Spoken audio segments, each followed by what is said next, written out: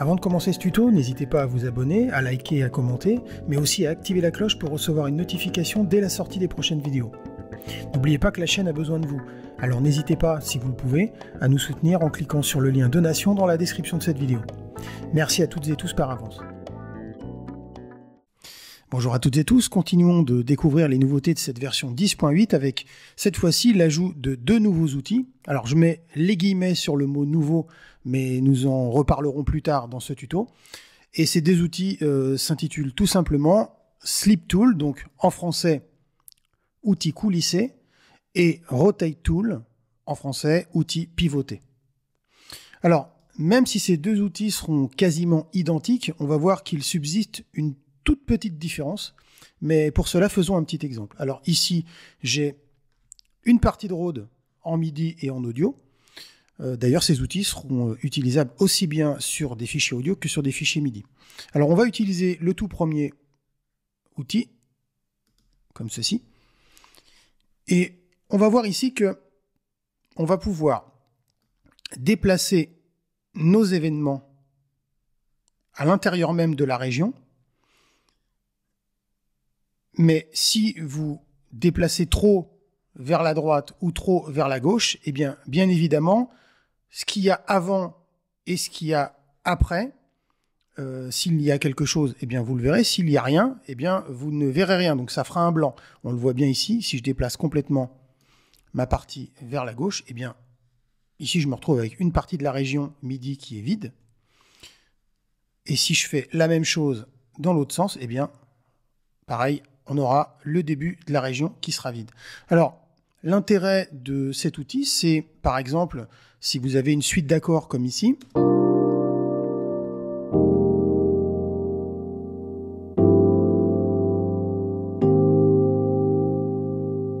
alors ici, par exemple, vous voulez faire des modifications, je vais prendre mon ciseau, je vais couper, et puis, avec mon outil, je vais ici, par exemple, reprendre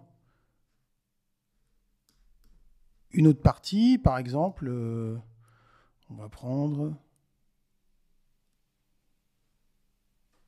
cet accord-là, par exemple.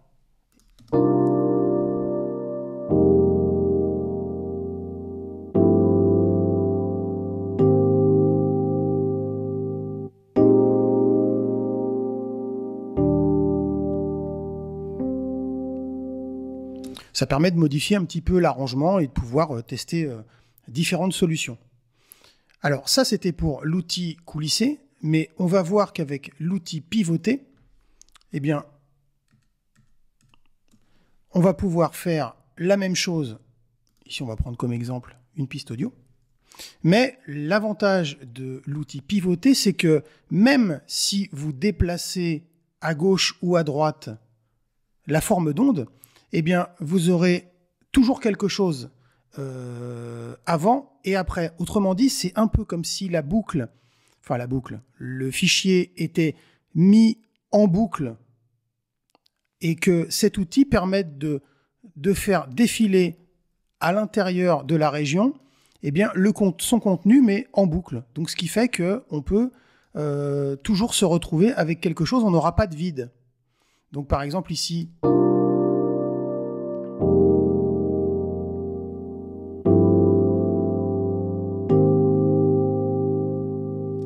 Là, admettons, hop, je reprends mon ciseau, je coupe ici, et là, si je réutilise mon outil pivoté, eh bien, on va voir que je vais pouvoir récupérer le début, par exemple, de mon audio, et avoir un arrangement qui sera là aussi un peu différent.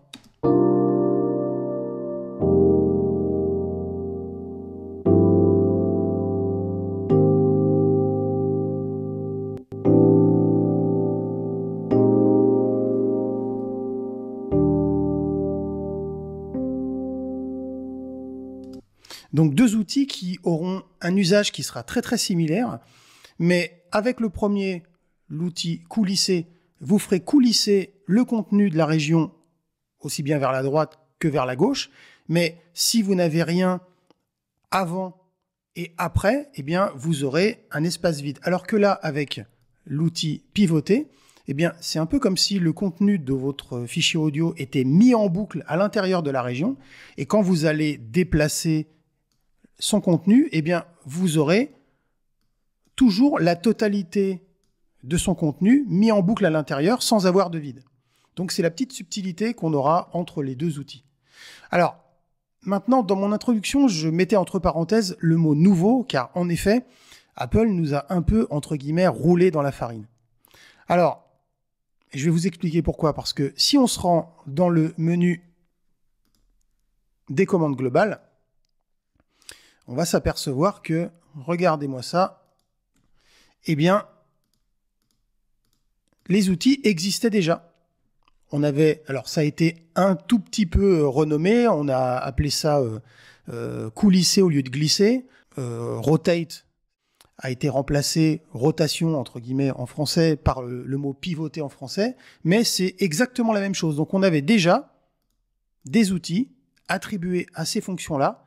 Alors certes, bien évidemment, ce sera plus pratique d'utiliser un outil plutôt que de devoir se rappeler du raccourci en question. Et puis sachant aussi que avec l'outil pivoter et coulisser, vous n'avez juste qu'à déplacer la souris de gauche à droite, alors que là, vous avez le raccourci plus les flèches droite et gauche pour pouvoir vous balader dans un sens ou dans l'autre. Donc voilà pour ce petit tuto. Je pense que c'est quand même un ajout qui est intéressant, ça fait gagner un petit peu de facilité dans le workflow. On va pas se plaindre, hein, ça a été mis gracieusement à notre disposition dans cette version 10.8. Et moi, je vous dis à très bientôt pour un nouveau tuto.